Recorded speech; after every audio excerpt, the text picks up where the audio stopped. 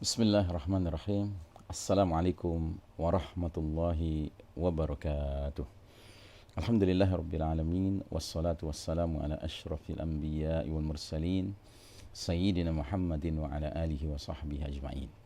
Faqala Allah ta'ala fi kitabihil karim ba'da auzubillahi minasyaitonir rajim. Ya ayyuhalladzina amanu taqullaha haqqa tuqatih wa la tamutunna illa wa antum muslimun. Hadirin jamaah rahimakumullah, Ramadan Mubarak, Ramadan bulan penuh berkah. Kita berharap kita diberkahi Allah Ta'ala dalam semua aspek kehidupan kita, amal kita selama Ramadan ini. Dan kita masih melanjutkan pembahasan tentang hudur Al-Mahdi, menyambut hadirnya Al-Mahdi. Al-Mahdi adalah seorang laki-laki yang mendapat petunjuk dari Allah Ta'ala, dan seorang laki-laki yang ditunjuk Allah Ta'ala memainkan peranan penting sebagai Amirul Mukminin fi akhir zaman, pemimpinnya kaum beriman di akhir zaman. Nah, kita sudah membicarakan bahwa awal mula yakunu ikhtilafun inda mauti khalifah, terjadilah satu kondisi perselisihan, kekacauan, chaos ya, saat matinya seorang pemimpin. Dan pemimpin ini diduga kuat adalah pemimpin yang wilayah kepemimpinannya mencakup Haramain, Mekah dan Madinah, ya, dua kota suci umat Islam. Karena dalam hadis itu yang dibicarakan selain wafatnya, meninggalnya sang pemimpin itu dan timbul kekacauan, juga disebut-sebut dua kota ini, ya. Kemudian seorang laki-laki fayakhruju rajulun min ahlil madinati hariban ila Makkah. Seorang laki-laki dari penduduk Madinah lari menuju Makkah, ya. Namun sesampainya di Makkah dia didatangi oleh sejumlah manusia ahlu Makkah, penduduk Makkah, dan dia dipaksa keluar. Bahkan dia kemudian dibaiat, ya, di depan pintu multazam bainar rukni wal maqam, antara Hajar Aswad dengan Maqam Ibrahim. Kemudian siapa yang membaiatnya ini? Disebutkan dalam sebuah hadis riwayat Muslim, ya, bahwasanya Nabi Muhammad SAW bersabda, "Sayaudu bihadzal baiti ya'ni al-Ka'bata qaumun laysat lahum man'atun wala 'adadun wala 'uddah." Ya. Artinya, suatu kaum akan berlindung di rumah ini, yakni Baitullah Ka'bah. Mereka tidak memiliki mana'ah, proteksi, pelindung, ya. Wala uddah, ya. Begitu juga mereka tidak memiliki, ya, adad, ya, jumlah. Dan mereka tidak memiliki uddah, senjata, ya.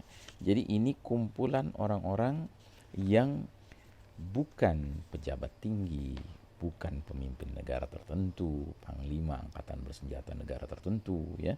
Dan mereka jumlahnya tidak signifikan, tidak sampai 1000, bahkan tidak sampai 500. Dalam hadis yang lain dikatakan mithlu ahli Badar, ya, jumlah mereka serupa dengan jumlah pasukan perang Badar saat Nabi Muhammad SAW memimpin peperangan pertama antara mukminin melawan musyrikin Quraisy, ya. Jumlahnya 313-an, ya. Nah, disebutkan juga, ya, yub'atsu ilaihim jaisyun hatta idza kanu bi baida'a minal ardi khusifa bihim. Suatu pasukan dikirim untuk menyerang mereka, orang-orang ini, ya. Saat berada di Baida, suatu padang pasir, bumi, ya, pasukan itu dibenamkan ke dalam bumi, ya. Jadi ini luar biasa, ini peristiwa yang sangat dahsyat, ya. Dan peristiwa ini bahkan, ya, menurut Syekh Al-Mubayyad, penulis kitab Al-Mawsu'atu, ensiklopedi akhir zaman, beliau meyakini pembenaman pasukan yang bermaksud menyerang Al-Mahdi dan orang-orang yang berbaiat pada Al-Mahdi, ya, ini adalah pasukan yang saat dibenamkan itu merupakan saat terjadinya salah satu alamatul kubra, tanda besar kiamat, yakni khasfun bil jaziratil Arab, ya, pembenaman bumi di jazirah Arab, ya. Di hadis yang lain disebutkan oleh Nabi SAW bahwa pembenaman pasukan itu mencakup satu wilayah yang disebut Dzulhulaifah, ya. Dan kita tahu Dzulhulaifah adalah salah satu tempat miqat, tempat jamaah haji dan jamaah umrah, ya, mandi dan pakai ihramnya, ya. Nah, jadi ini lokasinya baina Makkah wal Madinah. Berarti pasukan ini meluncur dari arah Syam, dari utara, ya, sudah melewati Madinah, ya, belum sampai ke Mekah. Baina Makkah wal Madinah, antara Mekah dan Madinah, tiba-tiba mereka mengalami pembenaman bumi, ya, dan mereka terbenam, ditenggelamkan oleh Allah. Seluruh pasukan ini dalam satu riwayat dikatakan kecuali 1-2 orang dibiarkan hidup oleh Allah Ta'ala untuk mengabarkan kepada penguasa zalim yang telah mengirim mereka untuk memerangi Al-Mahdi mengenai apa yang terjadi pada, ya, pasukan tersebut, ya. Nah, menariknya kita kembali lagi kepada hadis riwayat Abu Daud yang menjadi tema sentral kita mengenai zuhur Al-Mahdi ini.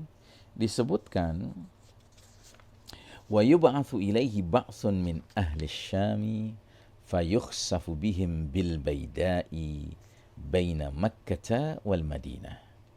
Fa idza ra'a an-nasu dzalika atahu abdalus syami wa asaibu ahli al-iraqi fayubayyi'unahu bainar rukni wal maqam.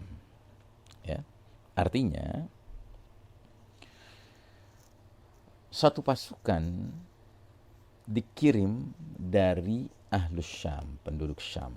Ya, ingat, Syam itu suatu wilayah yang mencakup beberapa negeri kalau menurut geopolitik dunia modern sekarang ini. Dia mencakup wilayah Suriah, dan ini wilayah terbesar dari wilayah Syam. Dia mencakup negeri Lebanon, dia mencakup negeri Palestina, dan dia mencakup negeri Jordan, ya. Jadi satu pasukan dikirim dari Syam untuk memerangi Al-Mahdi dan orang-orang yang berbaiat pada Al-Mahdi.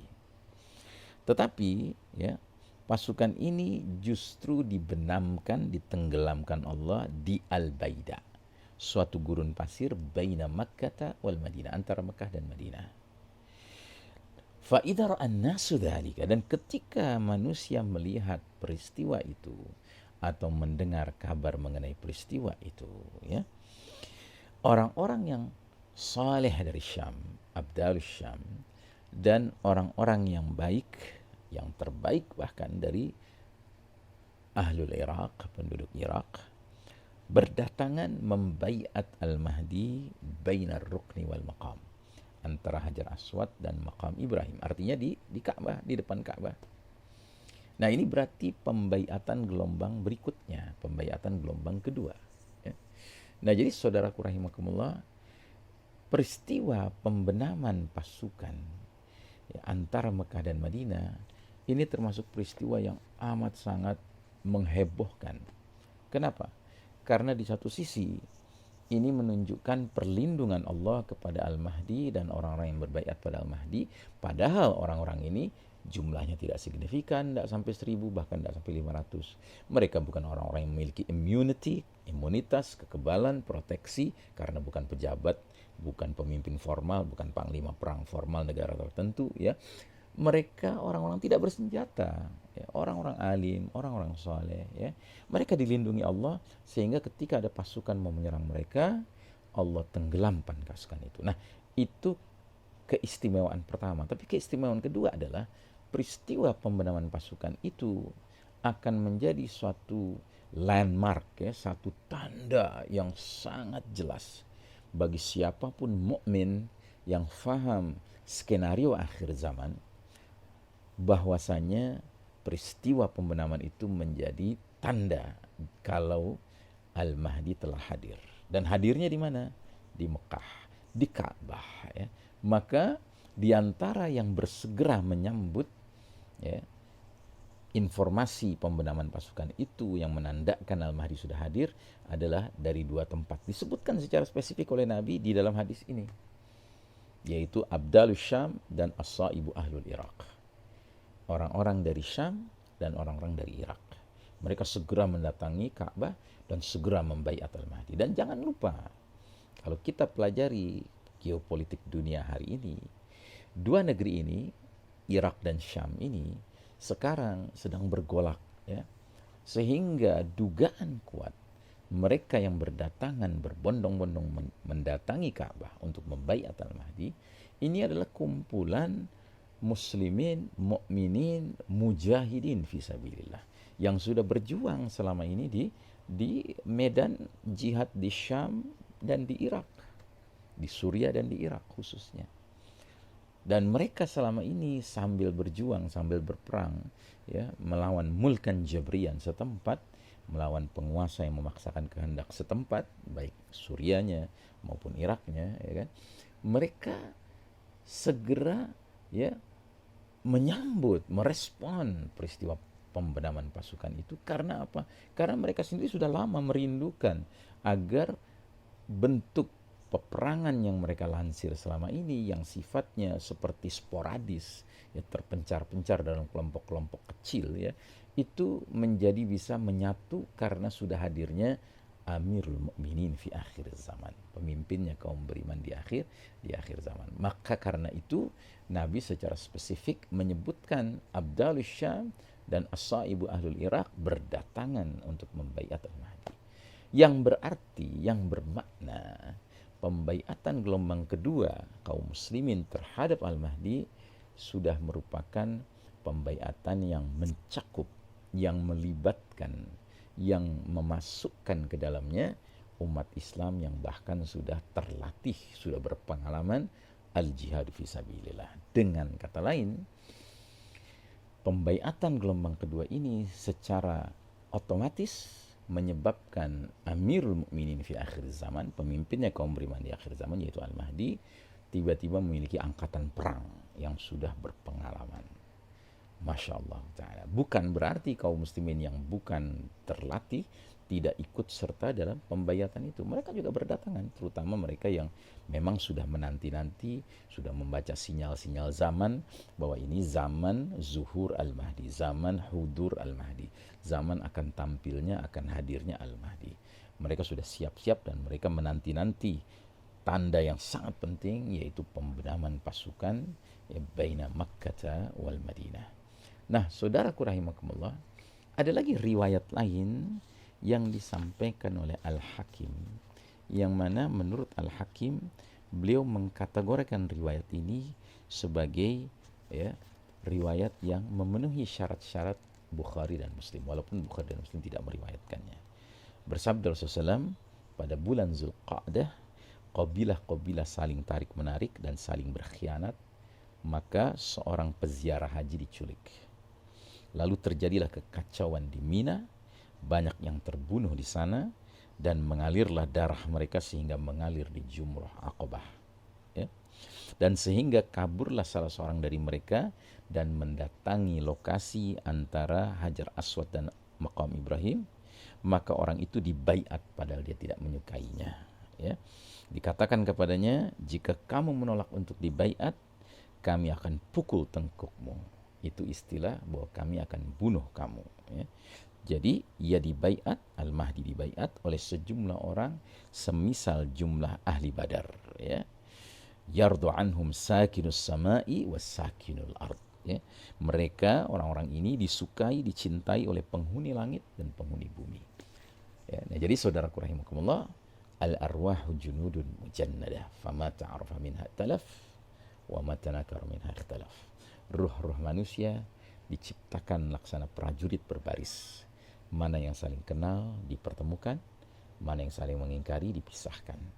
Jadi hadirnya orang-orang yang membaiat Al-Mahdi ini adalah hadirnya sekumpulan ruh-ruh manusia-manusia pilihan, orang-orang alim, orang-orang soleh yang memang sudah memiliki cita-cita yang sama, ingin, ya, membaiat pemimpin di akhir zaman yang akan mengantarkan mereka, mengajak mereka, memimpin mereka keluar minaz zulumati ila nur, dari kegelapan zaman penuh kezaliman menuju cahaya keadilan al-Islam.